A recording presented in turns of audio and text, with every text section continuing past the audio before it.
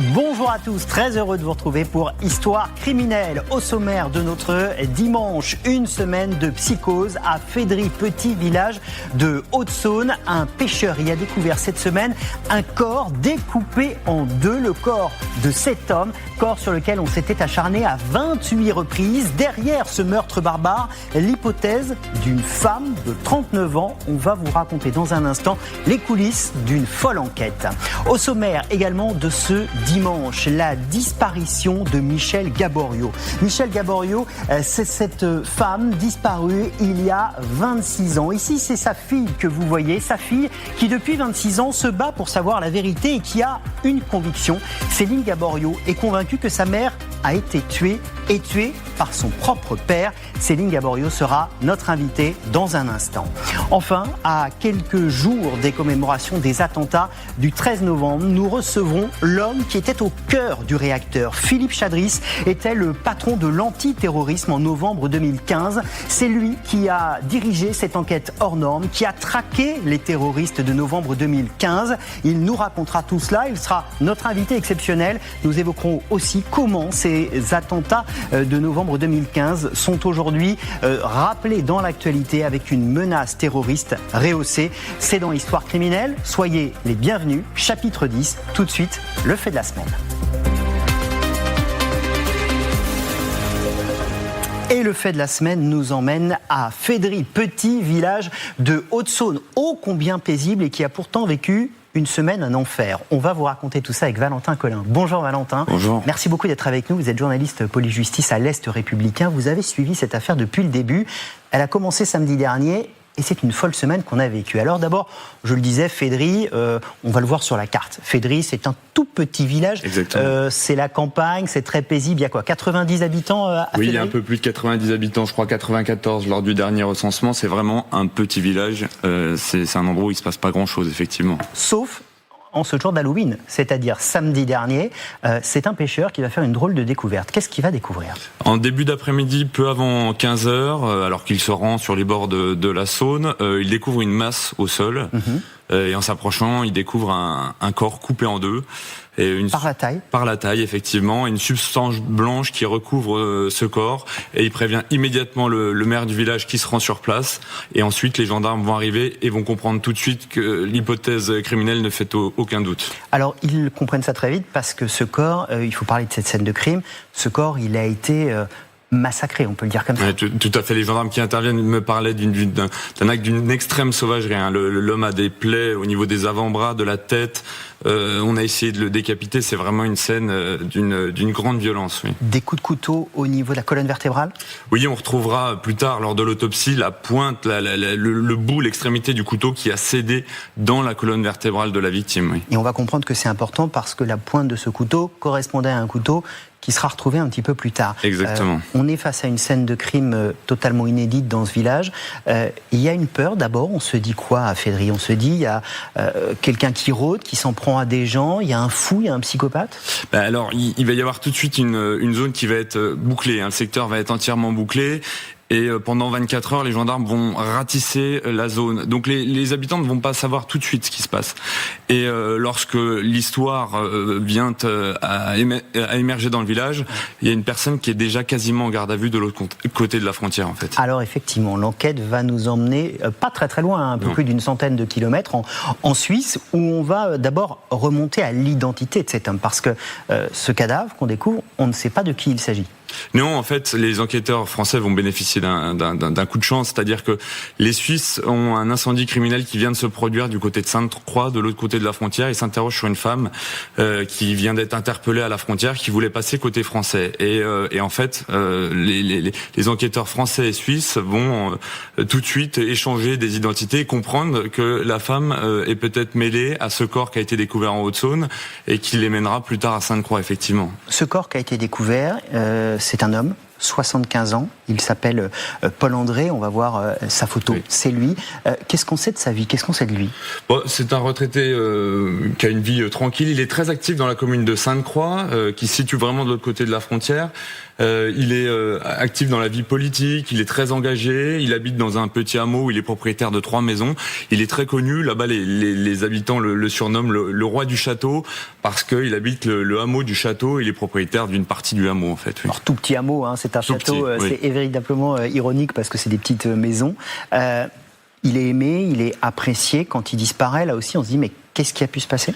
Oui, alors tout de suite, il y a des appels sur Facebook qui sont lancés. Effectivement, c'est une personne qui est très appréciée dans le village. Tout le monde le voit régulièrement devant. Les gens en passant en voiture le saluent. Effectivement, c'est vraiment les témoignages classiques du fait divers, malheureusement. Mais c'est voilà, on n'imagine pas ce qui a pu lui arriver. On comprend pas. Personne ne comprend dans le village que son corps puisse être retrouvé à 150 km atrocement mutilé en Haute-Saône. Oui, effectivement. Alors, on fait le rapprochement, l'identification de ce cadavre.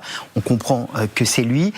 Sa maison a été incendiée. On va voir les photos. Il y a un feu qui a été déclaré dans sa maison. Les pompiers sont intervenus. On va voir la maison brûlée ici.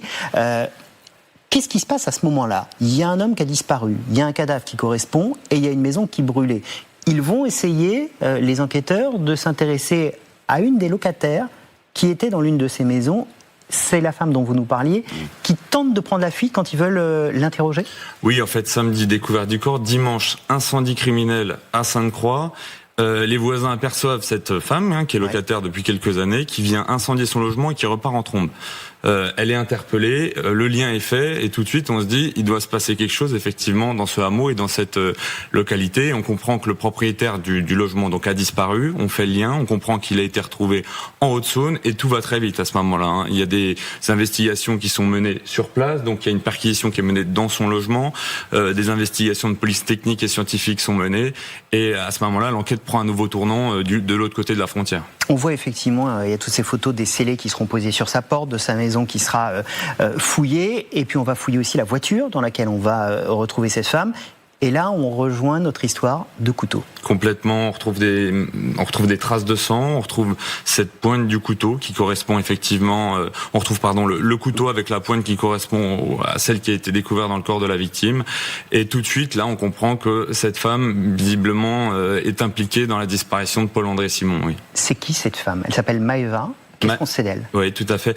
Alors, moi, j'ai pu interroger les voisins. C'est une femme assez discrète qui habitait là-bas depuis 2-3 ans. Elle a travaillé chez un agriculteur du coin. Elle a travaillé dans le maraîchage. C'est une femme qui ne posait pas de problème, qui n'avait pas d'histoire. Les voisins la décrivent comme vraiment quelqu'un, qui le croisait, qui fumait des cigarettes devant son logement. Assez isolé, c'est vraiment la stupéfaction et l'incompréhension. C'est quelqu'un qui est pas spécialement connu. Il n'y a pas rien de porte à croire qu'elle ait pu passer à l'acte, effectivement. Ce qui est fou, c'est qu'elle a 39 ans, qu'elle s'est donc acharnée sur le corps au point de casser donc son couteau dans la colonne vertébrale de cet homme, de s'acharner sur lui. Et alors après, il faut essayer de reconstituer le périple parce que tout ça se déroule à Sainte-Croix en Suisse. On est à 160 km à peu près de Fédry où le corps sera découvert. Qu'est-ce qui se passe entre les deux? C'est elle qui va transporter le corps? Oui, alors ça c'est des actes qui doivent encore être menés. Elle a loué un gîte de pêche à côté de l'endroit où le corps a été découvert. Donc un gîte de pêche qu'elle a loué le 27 octobre. Donc les gendarmes pensent qu'elle peut avoir prémédité en fait cet acte absolument horrible. Donc là c'est vraiment un peu l'inconnu. Qu'est-ce qui se passe dans la nuit du 31? Pourquoi elle décide de s'en prendre? Je rappelle qu'il a des marques de défense, donc ça veut dire que cet homme s'est défendu lors de son agression. Et ensuite, effectivement, on pense qu'elle l'a tué, découpé en Suisse, et qu'elle a en fait transporté ensuite son corps en Haute-Saône. Les gendarmes sont aussi interrogés sur une complicité, parce que ça paraissait quand même assez dingue qu'une femme de corpulence moyenne, de 39 ans, puisse tuer et découper comme ça un homme de 75 ans. À ce stade, rien n'a permis d'accréditer cette thèse. La question de la préméditation se pose aussi parce qu'on a retrouvé dans ce gîte de pêche des bidons de chaux, et en fait ces traces blanches qu'il y avait sur le cadavre, c'était de la chaux, c'est-à-dire qu'elle avait dû lire ou se renseigner en se disant la chaux va accélérer la décomposition, ou je vais essayer de le brûler ou... Oui, très certainement, ce qui en plus apparemment n'est pas vrai. vrai, mais elle avait peut-être voulu aussi faire disparaître des traces ADN, parce qu'on se doute que en manipulant le corps, elle a pu laisser son ADN.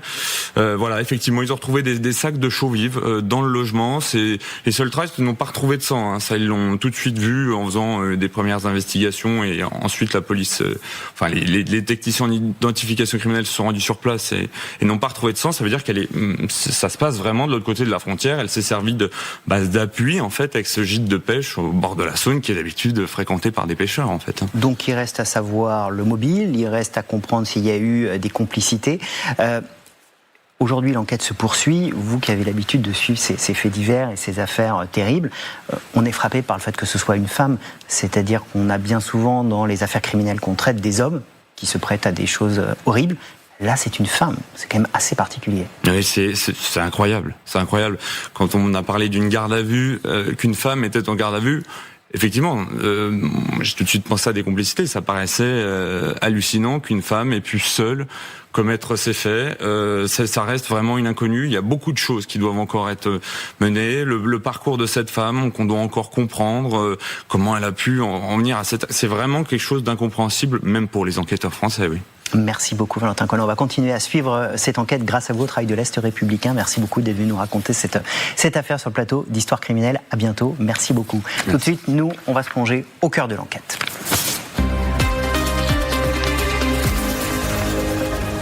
Et on se plonge ce dimanche dans l'enquête sur la disparition de Michèle Gaborio. Michèle Gaborio, c'est cette femme. Regardez, elle avait 56 ans en juin 1999 et elle s'est comme volatilisée en plein cœur de Paris. Depuis 26 ans, sa fille, Céline Gaborio, se bat pour savoir la vérité. C'est une véritable contre-enquête qu'elle a menée avec le soutien de son avocat. Et c'est l'histoire qu'on va vous raconter aujourd'hui avec l'espoir que la vérité soit encore possible. Céline Gaborio, bonjour. Merci beaucoup d'être avec nous. Merci de me recevoir. On est très heureux de vous accueillir. Merci d'être là, d'avoir le courage de venir témoigner. Ce courage, c'est ce qui vous porte depuis 26 ans. Cette volonté de savoir la vérité, savoir ce qui est arrivé à votre maman. Vous allez nous raconter tout cela. Vous êtes accompagné, porté dans ce combat par votre avocat, maître Naja El Haïté. Merci beaucoup d'être avec nous. Bonjour, merci pour votre invitation. On est ravis de vous accueillir et on va donc essayer de comprendre, parce que dans cette affaire, il y a beaucoup d'éléments que vous avez été chercher, une forme de contre-enquête qui montre qu'il y a beaucoup de zones d'ombre. D'abord, je voudrais qu'on parle de votre maman dont vous parlez avec beaucoup d'amour. On va regarder quelques photos que vous nous avez données, des photos de Michèle. Comment elle était, Michèle Gaborio ? Maman était une maman très, très attentionnée, très, très prévenante, tournée vers les autres. Elle aimait prendre soin à la fois de sa famille, donc de ses deux enfants, de prendre soin de sa belle-mère, de sa mère, de voisins qui étaient proches de nous aussi. C'était vraiment quelqu'un pour qui aider son prochain était une priorité. C'était vraiment quelqu'un de très altruiste et vraiment tourné vers les autres. Dans les photos que vous avez bien voulu nous prêter, il y a aussi les photos de votre famille, de votre papa, Jean-Michel, que vous n'appelez plus votre père aujourd'hui. Je voudrais qu'on les regarde, ces photos, et que vous nous disiez, là vous êtes là, au milieu, entre votre père, entre votre mère. Votre vie à ce moment-là, c'était une famille heureuse, une vie normale, épanouie ? Pour moi, c'est ce que je pensais être une famille normale. Mais c'était déjà une famille dysfonctionnelle, parce que j'avais tendance à me réfugier chez mon amie d'enfance, une copine que j'ai encore, et chez elle, pour moi, c'était un peu la maison du bonheur où les parents ne se disputent pas, les repas en famille, les parents qui encouragent leurs enfants. Donc ça, maman, elle le faisait, mais elle le faisait pour deux. Jean-Michel, lui, il avait le rôle du père absent, agressif, où seul son bonheur, ses désirs étaient au centre de tout. On devait simplement se plier à toutes ses demandes. Il ne faisait pas du tout partie de notre quotidien familial. Jean-Michel, on l'a bien compris que vous ne voulez plus appeler mon père ou papa, et vous allez nous expliquer pourquoi. C'est ce qu'on va comprendre avec votre histoire. On va donc remonter au 10 juin 1999, c'est un jeudi. Le jeudi, par tradition, vous dormez chez votre grand-mère. Votre maman doit dîner avec votre père, et puis elle va disparaître. On va revenir sur les conditions dans lesquelles elle va disparaître. Tout ça va se dérouler dans un très petit périmètre. Si on reprend une carte des lieux, votre mère, elle doit dîner au 42 boulevard Aragon. On est dans le 13e arrondissement de Paris avec votre père. Elle gare sa voiture à un hôtel, l'hôtel Magendie, qui est à quelques rues, on le voit, de ce restaurant. Et puis on a signalé également un lieu important au 119 rue Léon Maurice Norman. C'est la boutique de votre père Jean-Michel. Exactement. Elle doit donc dîner dans ce restaurant le soir. Vous êtes chez votre grand-mère. Pour vous, vous vous couchez, tout va bien. Comment vous apprenez le lendemain que votre mère a disparu ? Alors le lendemain, donc moi je suis rentrée déjeuner chez ma grand-mère et aux alentours de 14h30, Jean-Michel m'appelle chez ma grand-mère sur le téléphone fixe, puisqu'il faut bien remettre les choses dans leur contexte, pas de téléphone portable, en m'indiquant que maman n'est pas venue le remplacer à la boutique. Malgré les conflits qui les opposaient à cette période-là en phase de séparation, maman continuait à venir lui donner un coup de main le midi pour que lui puisse aller déjeuner. Donc à 14h30, il m'appelle et, en des termes un peu grossiers, me demande qu'est-ce qu'elle fait, puisque moi j'ai faim et elle n'est pas là. Donc pas d'inquiétude de son côté, c'est plutôt de la colère. C'est de la colère parce que lui il a faim et que ça l'exaspère qu'elle ne soit pas là pour qu'il puisse aller manger. Moi je mets en avant que maman avait rendez-vous plus tôt dans la matinée pour un rendez-vous médical à la clinique du sport boulevard Saint-Marcel. Oui. Et avant de remplacer Jean-Michel à la boutique, elle devait déjeuner avec une copine qui était aussi une ancienne collègue de travail. Donc j'appelle la clinique me dit que maman n'est pas venue, donc maman devait subir une infiltration, donc jamais elle ne se serait pas présentée sans prévenir au préalable, et louper un déjeuner avec sa copine, là encore une fois, qui a été un moment agréable pour elle, puisque ses copines d'Air France sont des copines de longue date. Donc c'était, pour moi déjà, c'était des premiers signes d'une certaine forme d'inquiétude. Il va y avoir une inquiétude qui va se généraliser, vous allez prévenir les autorités. Mettre à ce moment-là le premier réflexe, et à la rigueur on peut le comprendre, c'est une femme qui a 56 ans, elle peut décider de tout plaquer, tout quitter, disparaître, donc la police va dire elle est majeure, elle a 56 ans, c'est une fugue, elle fait ce qu'elle veut, elle a décidé de partir. C'est dans un premier temps la position des enquêteurs. Mais quand on creuse un peu, à l'époque, Céline Gaborio passait son baccalauréat en 99. 18 ans. Je rappelle qu'on est le 10 juin 1999. Quand vous vous intéressez à la personnalité de Michel Gaborio, il n'était pas question de quitter qui que ce soit, puisque elle était très attachée à ses enfants. Elle était même très inquiète pour Céline Gaborio, qui avait quelques petits soucis de santé. Et puis, il y avait, et je le rappelle, l'examen du baccalauréat. Et donc, il n'était pas question pour elle d'aller quelque part, que ce soit en France, en province ou à l'étranger. Elle était extrêmement proche de ses enfants. On voyait tout à l'heure la carte du restaurant, de la boutique de votre père, du lieu où Michel Gaborio gare sa voiture. Tout se joue dans un périmètre extrêmement resserré. Quand elle disparaît avec sa voiture. Aussi, on ne retrouve pas la voiture. On ne retrouvera jamais cette voiture, donc c'est une Citroën AX.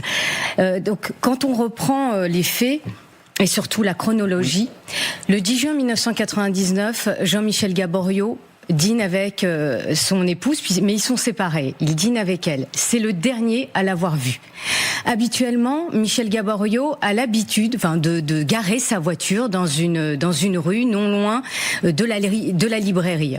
Sauf que ce jour-là, son mari lui propose de garer la voiture dans un hôtel. C'est ce fameux hôtel Magendie qui est sur la carte. Tout à fait. Donc déjà, c'est suspect. Avec un sous-sol. Tout à fait. Le 11 juin 1999, vous avez Jean-Michel Gaborio qui déclare la disparition de sa femme auprès du 9e cabinet de délégation judiciaire.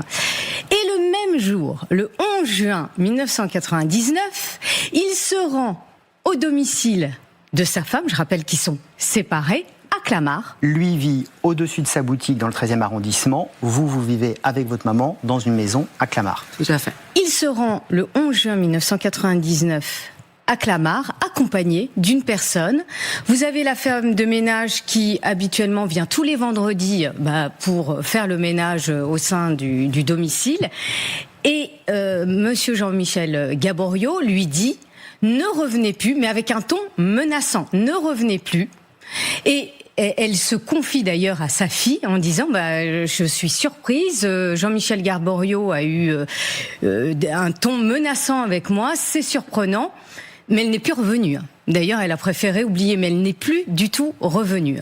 On a cet emploi du temps très précis qui pose déjà des questions. Et puis, l'enquête finalement ne va jamais vraiment démarrer. On va jamais vraiment investiguer. C'est vous qui allez le faire avec un détective privé notamment, et vous allez aller dans cette fameuse maison de Clamart. Et là aussi, il y a énormément de zones d'ombre parce que si Michel Gaborio disparaît, soit elle est retournée à Clamart, elle n'a pas disparu, ou elle disparaît après, soit elle n'est jamais retournée à Clamart. Et là, on a des signaux extrêmement contradictoires. La voiture a disparu, on ne la retrouve pas. Donc, comment est-elle allée à Clamart? Si elle y est allée avec la voiture, où est passée la voiture? Et dans la maison, vous allez retrouver des objets qu'elle portait ce jour-là, notamment la broche que vous avez sur vous aujourd'hui, c'est ce que vous avez gardé de votre maman, sa bague également que vous portez aujourd'hui. Ça, c'est dans la maison, alors que vous étiez sûr qu'elle les portait le 10 juin, le jour de sa disparition. Exactement. Exactement. Et un autre fait troublant, c'est que notre voisine directe en face, a sorti son chien vers 2h30 du matin et elle a certifié qu'à 2h30, les volets étaient toujours ouverts, sachant qu'elle a quitté le 13e vers 23h, donc vers 23h30, elle aurait dû être chez elle. 23h40 maximum, il y a 12 km entre les deux, elle aurait dû être à la maison. Elle n'y était pas. Donc ça, déjà, c'est quand même bizarre. Et derrière, effectivement, j'ai retrouvé cette broche, cette bague, ainsi qu'un dentier, un terme un peu vulgaire, mais une prothèse dentaire qui couvrait ses dents de devant, que j'ai retrouvé à la maison dans un tiroir. Maître, tout cela est surprenant. C'est-à-dire qu'on a des éléments qui lui appartiennent et qu'elle avait forcément ce jour-là, dans sa maison, mais elle n'a pas eu les réflexes classiques qu'elle aurait pu avoir en temps normal, c'est-à-dire fermer ses volets pour pouvoir dormir tranquillement. Déjà, les volets fermés, comme le rappelait Céline Gaborio, c'est étonnant. Et ce qui est étonnant, et je rebondis sur ce que vous disiez, c'est-à-dire que l'enquête a été tout simplement bâclée. Pourquoi ? Parce que le 14 juin 1999, et les dates sont importantes, vous avez un PV de Vennes Recherche. Donc l'enquête s'arrête. 4 jours après. 4 jours après, vous vous rendez compte? Donc, si cette enquête n'est pas bâclée, c'est qu'on n'a pas pris les choses au sérieux, vous voyez. Et ça, c'est quand même surprenant. Une femme, certes majeure, disparaît, mais il n'en demeure pas moins que quand on s'intéresse au profil de Michel Gaborio et à sa vie, à son quotidien. D'ailleurs, Céline Gaborio le rappelait. Le lendemain du dîner, elle devait aller à la clinique du sport puisqu'elle avait mal au dos. Elle devait rencontrer, surtout déjeuner avec une de ses amies. Eh bien, elle ne s'y rend pas. Et ça n'interpelle pas les enquêteurs. C'est surprenant. Il y a évidemment beaucoup d'incohérences. Votre maman, elle travaillait chez Air France, elle était toute jeune retraitée à ce moment-là, une retraite anticipée. Et elle avait touché une grosse somme d'argent. C'est aussi un élément qu'il faut mettre sur la table dans cette affaire. Elle avait touché 450 000 francs à l'époque. Tout à fait, exactement. Elle avait touché une prime pour une prime de départ. Jusqu'à pendant 2 ans, elle touchait les acédiques et après elle aurait touché sa retraite. Donc cette somme d'argent, maman cherchait à l'investir dans un projet professionnel puisqu'elle ne se voyait pas tout de suite profiter de la retraite puisque elle était encore jeune. Une femme active. Et puis derrière, elle n'avait pas encore de petits-enfants. Donc elle s'était dit qu'elle pourrait investir dans quelque chose, soit de l'immobilier locatif, soit une activité professionnelle, mais en tout cas, elle avait des projets liés à ce capital. Et suite à cette disparition, cet argent, il a disparu. Il a disparu et j'ai envie de vous dire, l'information judiciaire n'a pu démarrer puisque je vous ai dit qu'il n'y avait pas eu d'enquête en 99. Ça a été vite bâclé, faut dire les choses. Et il a fallu attendre la plainte de constitution, partie civile déposée par Céline Gaborio pour qu'enfin il y ait une information judiciaire qui s'ouvre. Mais à l'époque, mon confrère attendait, et puis naturellement la partie civile attendait beaucoup de cette information judiciaire. Mais tous les actes nécessaires à la manifestation de la vérité n'ont pas été pris. Pourquoi je dis ça ? Parce que la résidence secondaire à Céris, dans le Loir-et-Cher, n'a pas été perquisitionnée. Vous n'avez pas eu des recherches approfondies concernant la voiture Citroën AX qui disparaît. Le fameux monsieur qui a accompagné le 11 juin 1999 à la maison de Clamart, Jean-Michel Gaborio n'a pas été entendu puisqu'il a refusé d'être entendu. Il disait voilà, je suis occupé, je ne peux pas venir à Paris, et donc il n'a jamais été entendu. La maison, on peut continuer comme ça. Vous voyez toutes les failles de l'information judiciaire. À quel point, en effet, d'autant qu'il y a quand même encore un élément troublant, c'est que dans cette maison de Clamart où vous êtes retourné, vous avez trouvé des armes. De très nombreuses armes et même des cartouches, des munitions, je ne sais pas quel est le terme le plus approprié, ne correspondant pas aux armes présentes. Et ces cartouches correspondaient à des armes dont il était nécessaire de posséder un permis de port d'armes. Jamais dans votre famille il avait été question d'armes, jamais votre mère ne savait qu'il y avait des armes dans cette maison. On ne connaissait pas ça, il n'était pas chasseur, il faisait pas du tout du tir en ou sportif. Du tir sportif, donc rien à voir avec tout ça. Donc complètement incohérent d'avoir ce genre de choses. Même en tant que commerçant, certains commerçants ont des pistolets d'alarme ou ce genre de choses. Là, on était au-delà du simple pistolet d'alarme, on était sur des choses beaucoup plus lourdes. Disparition avec des zones d'ombre, des armes dont on ne comprend pas bien la présence avec un secret familial autour de ces armes. Comment votre père vit après le 10 juin ? Pour lui, la vie continue vraiment tout à fait normalement. Il va se remettre en couple ? Alors, avant de se remettre en couple, quand la police essaye de l'interroger, à chaque question, il se met à pleurer. Donc, la police nous dit qu'ils ne peuvent pas l'interroger parce qu'il pleure. Donc, c'est un peu facile. Si vous avez un prévenu qui est interrogé, pour réponse, ce sont des larmes, donc on s'arrête là. Donc, je trouve un peu light. Après, derrière, il y a des chèques qu'il s'est fait le jour de la disparition de maman pour lui comme bénéficiaire. Donc ça aussi. Elle a disparu, mais il y a des chèques signés pour lui. 2 chèques le jour de la disparition, dont il est encore le bénéficiaire. Quand la police a étudié la répartition d'une partie de l'argent qui a disparu sur le capital touché, la police nous dit que beaucoup d'argent a été donné à Jean-Michel. Donc ça, je suis pas au courant. C'est tout cela qui fait qu'aujourd'hui, et c'est très dur, parce que c'est votre père, même si vous ne voulez plus l'appeler comme ça aujourd'hui, que vous avez des soupçons très lourds sur lui ? Oui, parce que pour moi, c'est la dernière personne à l'avoir vu, la personne pour qui la situation était la plus profitable et qui avait l'opportunité et même les connaissances, comme pourront nous l'apprendre le rapport du détective privé, pour faire ce genre de choses. Maître, c'est une chose d'avoir des soupçons, qui en plus sont les soupçons d'une fille, donc ça a du poids. Qu'est-ce qui se passe aujourd'hui ? Il y a l'espoir aujourd'hui que l'enquête soit reprise. Le pôle de Nanterre notamment, le pôle dédié aux affaires non élucidées, étudie ce dossier. On en est où ?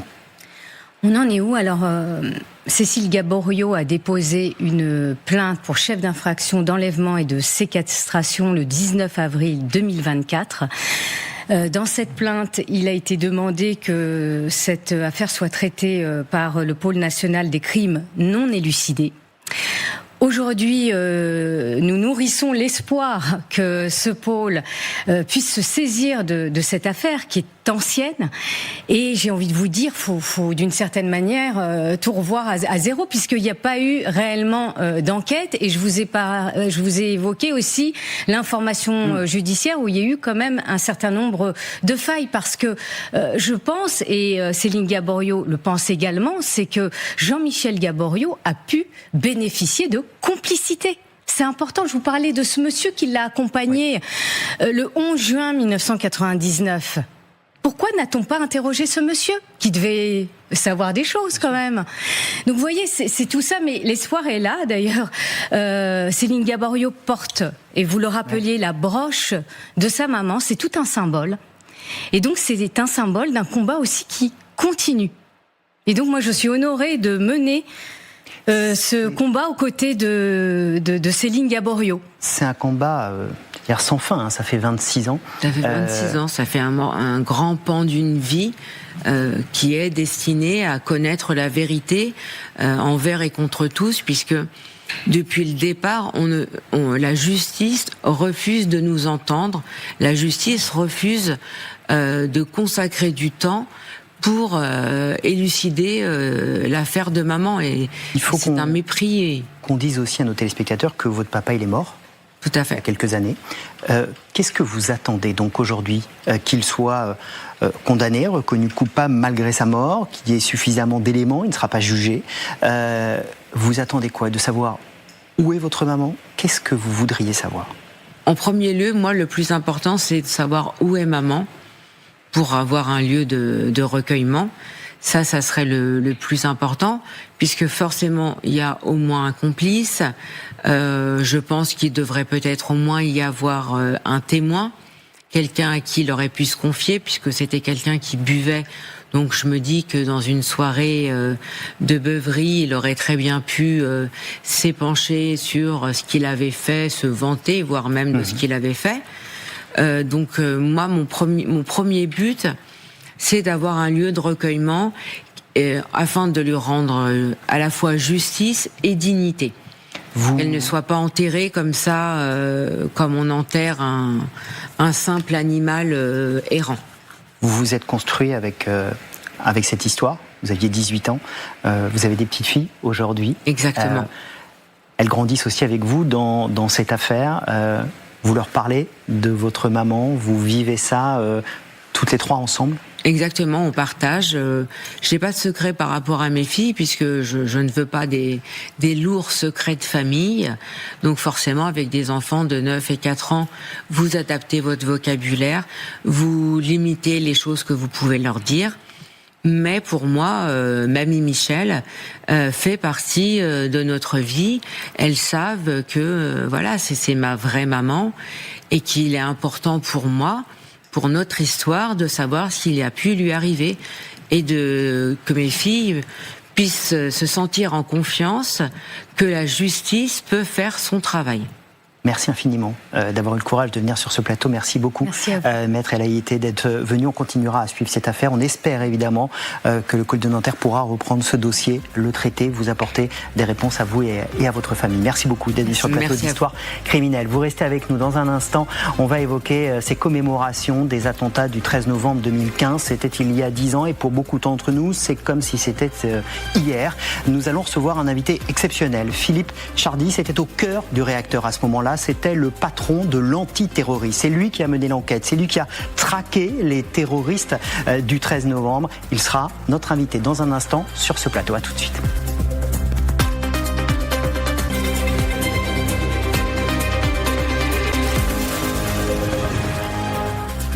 Soyez les bienvenus si vous nous rejoignez sur le plateau d'Histoire criminelle. Dans les jours qui viennent, nous allons tous vivre un moment particulier, le moment de la commémoration des attentats du 13 novembre 2015. C'était il y a 10 ans. Pour beaucoup d'entre nous, c'est comme si c'était hier.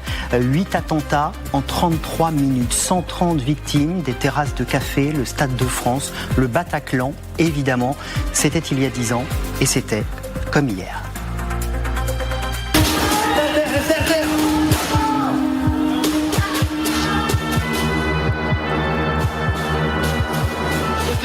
C'est dingue.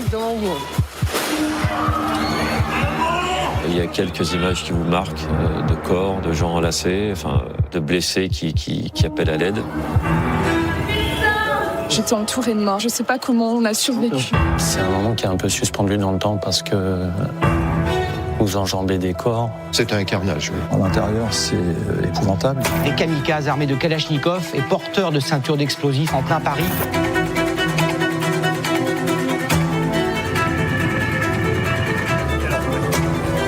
On a affaire à des gens qui veulent tuer, qui vont tuer, qui veulent tuer, quand ils veulent mourir. Des attaques terroristes d'une ampleur sans précédent. Je m'étais dit, mais comment on va faire pour libérer les otages sans les toucher, en neutralisant les terroristes? Je m'attendais à ce qu'une bonne partie de la colonne ne se relève pas. Je vois bien le chargeur se vider. Notre obsession, c'était de sauver les otages. Il fallait les sortir de là, coûte que coûte. J'ai le sentiment à la fois que ça a duré quelques secondes et en même temps que ça a duré des heures. Ça a duré des heures et ça restera à vie pour tous ceux qui ont vécu ces moments-là au plus proche. Et c'est votre cas. Philippe Chadris, bonjour. Merci beaucoup d'avoir accepté notre invitation. Vous êtes le directeur national adjoint de la police judiciaire. En novembre 2015, vous étiez le patron de l'antiterrorisme, le patron de la SDAT, comme on dit, la sous-direction antiterrorisme. À ce titre, vous avez dirigé l'enquête sur ces attentats. Vous avez traqué ces terroristes. Merci beaucoup d'avoir accepté notre invitation. C'est votre première télévision pour parler notamment de cette enquête que vous racontez dans ce livre, 5 jours, 5 nuits. C'est aux éditions du Rocher. C'est une enquête passionnante qu'on va reprendre avec vous dans un instant. Je voudrais juste vous demander, quand on revoit ces images-là, pour vous, ça restera à vie, c'est quelques heures, c'est quelques jours? Évidemment, ce sont des moments qui sont extrêmement forts. Hein. On le voit dans le reportage, c'est aussi ce chaos généralisé. Même si nous nous attendions à ce qu'il y ait un attentat majeur qui frappe la France, peut-être on y reviendra.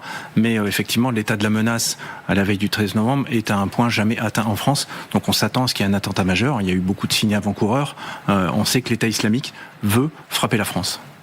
On va revenir sur cette enquête, on va revenir sur la menace terroriste, tous ces points-là avec vous. Mais vous l'évoquiez, la menace terroriste, elle a aussi été rehaussée ces dernières heures. On voulait en parler pour commencer ce plateau avec vous, Maureen Bajac. Bonjour, merci d'être avec nous. Vous êtes journaliste, police-justice, TF1, LCI. Puisque depuis hier, on sait que 3 femmes ont été arrêtées début octobre avec un projet d'attentat terroriste qui vient percuter cette actualité de commémoration parce que c'était un projet qui visait des restaurants, des salles de concert, des terrasses, exactement l'enfer qu'on a vécu le 13 novembre. Oui, les enquêteurs se sont basés sur des échanges en ligne et plusieurs rencontres physiques entre ces 3 jeunes filles. Selon les policiers, elles évoquaient un projet d'attentat pas encore abouti, mais avec des cibles claires, vous le disiez, des salles de concert, des bars, des lieux très fréquentés. Elles faisaient aussi référence à des achats d'armes et une volonté de mourir en martyr. Maureen, qu'est-ce qu'on sait de ces femmes? Parce que ce sont 3 femmes kamikazes. Oui, d'abord, on sait qu'elles sont très jeunes, 18, 19 et 21 ans. Elles ont été interpellées à Lyon, Villeurbanne et Vierzon. Ces jeunes femmes, elles sont repérées, je vous le disais, par la DGSI en ligne sur les réseaux sociaux. C'est d'ailleurs là qu'elles se sont rencontrées d'abord. Et on a pu échanger avec l'avocat de la plus jeune suspecte, qui est d'ailleurs mineure au moment des faits. Elle est déscolarisée depuis 2 ans. C'est auto-radicalisée, comme on le dit, seule, en ligne sur les réseaux sociaux. Et c'est ce qui revient dans ces 3 profils, un grand isolement professionnel et familial. L'enquête est en cours, j'imagine qu'on va chercher des ramifications, des réseaux. Oui, bien sûr, les jeunes femmes ont été entendues. Selon leurs différents avocats, elles contestent tout projet d'attentat, même si la plus jeune d'entre elles, mineure, je vous le disais au moment des faits, a reconnu avoir tenu des propos qui relèvent d'un islam radical. Donc évidemment, il va y avoir de nouvelles auditions, des confrontations entre les mineurs, des expertises psychologiques, et puis les enquêteurs ont perquisitionné leur domicile. Tout ça, cela peut donner aussi de nouveaux indices avec la saisie de leurs ordinateurs, de leurs téléphones. L'enquête ne fait que commencer. Merci beaucoup, Maureen, pour toutes ces précisions. Philippe Chadris, on est évidemment frappé par le fait que ce soit des femmes. Est-ce que cette question des femmes kamikazes se posait déjà quand vous étiez le patron de l'antiterrorisme? Eh bien, effectivement, le rôle des femmes a toujours été un sujet. Si l'on prend les filières, ce qu'on a appelé les filières syriennes, c'est-à-dire que l'envoi de combattants, de ressortissants français ou de résidents français sur zone en Syrie et en Irak, c'est à peu près 1500, 1463 qui ont été recensés. Un tiers de ce contingent est composé de femmes. Donc effectivement, très rapidement, on s'est posé la question, dans le cadre de l'entrave judiciaire qui était faite pour empêcher les gens de partir, quel était le rôle de ces femmes sur zone. Souvent, les femmes étaient d'ailleurs très très radicalisées. Et puis, il y a eu, souvenez-vous, c'est septembre 2016, la tentative d'attentat à Notre-Dame. C'est ce véhicule bourré de bonbonnes de gaz qui est retrouvé à proximité de rue de la Bûcherie à Paris. Et l'enquête déterminera que une cellule qui est composée de 4 femmes, là aussi très jeunes. De mémoire, Sarah Hervouette devait avoir 23 ans, Inès Madani, 19 ans. Et on a cette cellule terroriste composée de femmes qui d'ailleurs, lors des arrestations, moi je m'en souviens parfaitement bien, avaient essayé de porter des coups de couteau aux policiers intervenants. Elles ont d'ailleurs subi des tirs de riposte de la part de la police. Donc effectivement, ce n'est pas nouveau. Et 2016, c'était, si je puis dire, la démonstration que nous pouvions avoir affaire à des femmes terroristes en capacité de frapper le territoire national. Ce type de projet d'attaque kamikaze, vous en parlez dans le livre parce que de la même manière, le 13 novembre, les terroristes portaient des gilets d'explosifs. Vous dites dans votre livre, c'est le pire, parce que je ne peux pas demander à un agent d'approcher cet individu parce qu'il mettrait sa vie en danger. C'est exactement le même type de projet. Est-ce qu'il y a une forme d'impuissance face à cela ? Eh bien, en tout cas, c'est une première en France. Même si, il faut aussi le souligner, la plupart des victimes ont été tuées par arme à feu. Oui. Les ceintures explosives sont constituées de TATP, c'est un explosif artisanal qui est très instable, difficile à fabriquer. Donc il y a eu peu de morts qui ont été tués par l'explosion des ceintures explosives. Mais ça a un effet de sidération, c'est-à-dire qu'on a cet effet psychologique qui est recherché par les terroristes, effectivement, avec des kamikazes en capacité d'agir sur le territoire national. C'est extrêmement fort en termes d'image, et le but est atteint, d'apporter vraiment la terreur sur le territoire national. Et effectivement, et la question s'est posée lorsque nous avons localisé Abaoud. Oui. La question s'était posée: que peut-on faire face à quelqu'un qui est muni d'une ceinture explosive sur le territoire national? Nous ne sommes pas dans un territoire de guerre, et donc il est très compliqué de dire on va essayer de procéder à une arrestation avec des gens qui sont susceptibles d'être porteurs d'une ceinture explosive. On va rentrer dans le détail de la traque d'Abaoud notamment. Je voudrais juste avant vous reprendre une citation de votre livre. Voilà ce que vous dites, je crois qu'on est en page 14. Le combat contre le terrorisme est un travail souvent ingrat, une lutte à l'aveugle où chaque réussite n'est finalement que partie remise. C'est malheureusement ce que nous dit l'actualité de ces dernières heures que Maureen était en train de nous donner. Absolument. La lutte antiterroriste est quelque chose qui doit s'entendre sur le long terme. On a des périodes de forte intensité, c'est ce que j'essaye de raconter dans mon livre, mais c'est 5 jours d'une enquête qui durera 4 ans. C'est des années où les policiers sont obligés de faire preuve d'une ultra disponibilité. On a affaire à des spécialistes, les gens qui sont à la SDAT par exemple, ou à DGSI ou à la préfecture de police de Paris, sont spécialisés en lutte antiterroriste. Donc ce sont des gens qui sont professionnels, qui sont aguerris, mais l'enquête antiterroriste revêt un caractère particulier. Le stress qui est généré par cette enquête n'est pas du tout le même que ce que l'on peut rencontrer dans une enquête criminelle classique, évidemment. Et c'est aussi le fait de dire il faut voir ce combat sur le long terme, il ne faut jamais baisser la garde. La preuve, on reparle de qui actuellement? On reparle de Salah Abdeslam. Ça nous ramène encore une fois 10 ans en arrière. On va en reparler dans un instant. Merci beaucoup Maureen Baja. Guillaume Fard va nous rejoindre et on va se replonger dans ces 5 jours et ces 5 nuits. C'est ce que vous nous racontez avec cette enquête et cette traque des terroristes. Bonjour Guillaume, merci d'être avec nous. Vous avez réalisé, on vient d'en voir un extrait pour TF1 LCI, un documentaire sur ces attentats du 13 novembre, précisément sur le Bataclan et l'intervention de la BRI au Bataclan. Pour qu'on se remette peut-être tous dans la tête l'horreur de ce moment-là, on est sur une attaque inédite ce 13 novembre, 8 attentats, 33 minutes. Oui, c'est ce qu'avec Camilla Campuzano, on essaye d'expliquer dans le documentaire. Vous l'avez dit, on l'avait vu ailleurs dans le monde. En 2008, en Inde, à Bombay, il y avait eu des attaques terroristes simultanées, multisites comme on dit. C'est-à-dire que vous êtes frappé à différents points, soit au même moment, soit à peu de temps d'intervalle. Ça désorganise profondément les services de secours et les services contre-terroristes qui sont chargés de de neutraliser les terroristes. Dans le cas de la France, le 13 novembre 2015, c'était la première fois. Première fois qu'on utilise des gilets explosifs sur le territoire national. Première attaque multisite, 3 kamikazes au Stade de France, 6 terroristes sur les terrasses et puis 3 qui vont au Bataclan. Effectivement, c'était la première fois qu'on avait ça. Et en termes de désorganisation des secours, vous avez le même effet quand vous êtes un café comme la Belle Équipe qui est à plusieurs angles de rue. Des gens qui sont blessés par balle ne restent pas sur place, ils vont partir. Et donc vous allez avoir un appel dans une porte cochère par un passant 500 mètres plus loin qui vous dit mais j'ai un blessé par balle à tel endroit. Vous avez des gens qui vont aller s'effondrer 100 mètres plus loin, ça va déclencher d'autres appels. Et donc vous êtes vite saturé. Et en tant que centre de secours ou centre de commandement, c'est double saturation, vous ne savez pas où aller. C'est beaucoup des questions qui vont se poser. D'abord, Philippe Chadris, vous le racontez, ce 13 novembre, il y a un petit pot à la sous-direction antiterroriste pour l'un de vos collègues. Vous allez repartir vers 21h, monter dans votre voiture, rentrer chez vous. Un instant un peu de famille dont vous aviez bien besoin après une semaine chargée.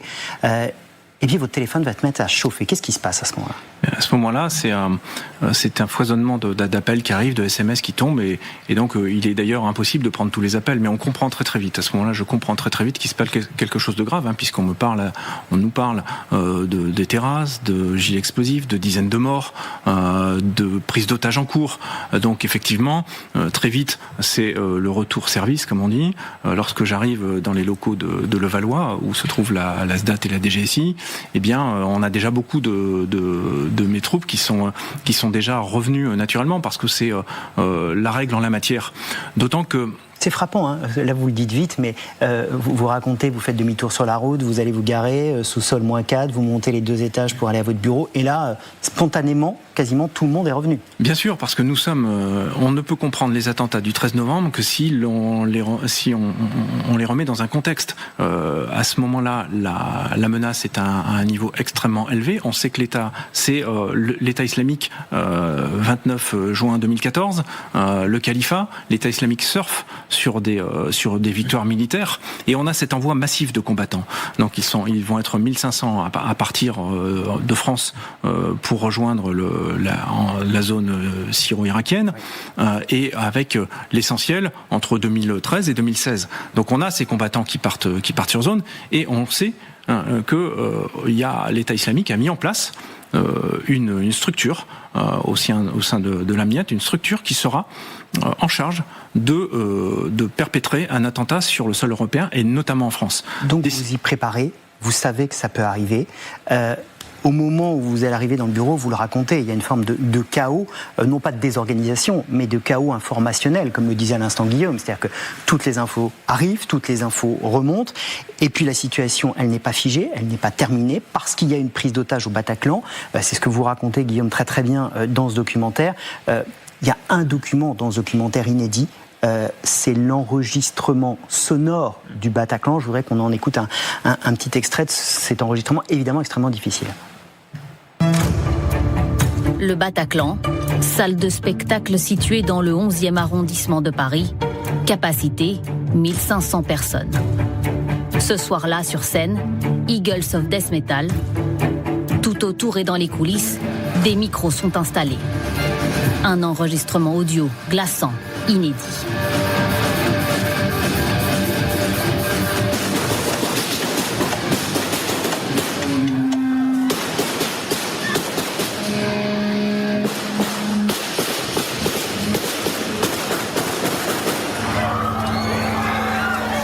Au bout d'une demi-heure, il y a eu des tirs de mitraillettes. Et vraiment, sur le coup, tout le monde a pensé que c'était des pétards. Il y a eu un mouvement de panique.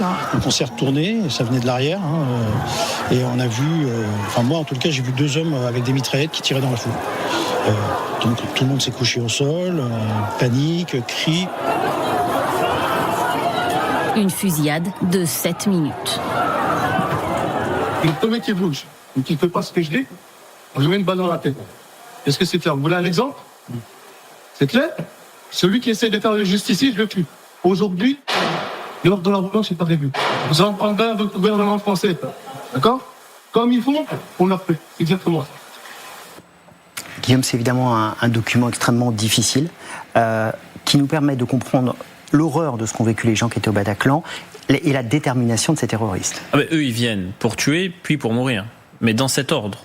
Ce n'est pas qu'une opération kamikaze, c'est une opération qui vise à faire un maximum de victimes avant de mourir. Et ils parlent avec calme et détermination.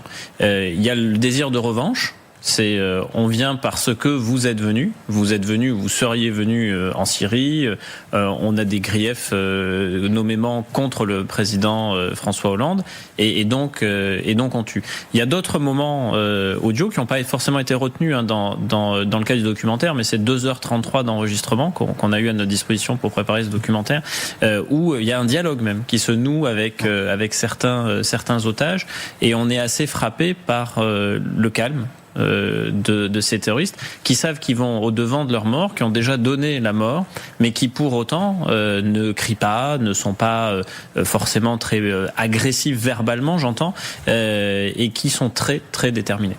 Philippe Chadris, vous dites à ce moment-là, les priorités, c'est combien de victimes, combien de terroristes dans la nature?